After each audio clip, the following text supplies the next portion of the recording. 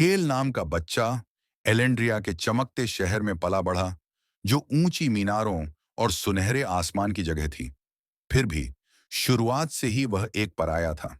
रोशनी के लोगों ने उसके भीतर अंधेरे को महसूस किया, शिकारी का निशान जो उसकी आत्मा को खराब कर रहा था। हालांकि वह इंसान दिखता था, उसकी मौजूदगी बेचैन करने वाली थी। उसकी आंखें बहुत तेज थीं, उसकी हरकतें बहुत शांत थीं। रोशनी के कुलीन परिवार और विद्वान वेलन की पीठ पीछे कानाफूसी करते थे।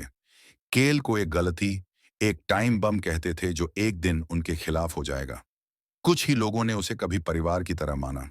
वेलन, जिसने उसे बचाया था, ने केल को अपने बेटे की तरह पाला, उसे जादू और तलवारबाजी के तरीके सिखाए।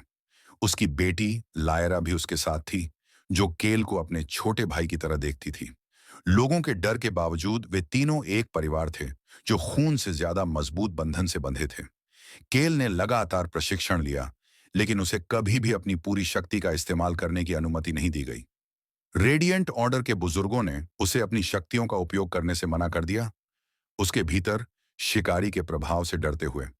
अदृश्य को महसूस करने की उसकी क्षमता, केवल एक विचार से अपने आसपास को नियंत्रित करने की क्षमता और बिना आवाज के चलने की क्षमता को बहुत खतरनाक माना जाता था। केल बेड़ियों में जकड़ा हुआ था, कभी उस पर भरोसा नहीं किया गया और हमेशा याद दिलाया गया कि वह यहाँ का नहीं है। उसने नफरत की पहली सच्ची झलक तब देखी जब वह 15 साल का हुआ। एलेंड्रिया में एक त्योहार के दौरान युवा योद्धाओं के प्रशिक्षण ले रहे एक समूह ने उस पर हमला किया, उसे राक्षस और घृणित जीव कहा। जब केल ने वापस लड़ने से इनकार कर दिया, तो उन्होंने और जोर से मारा।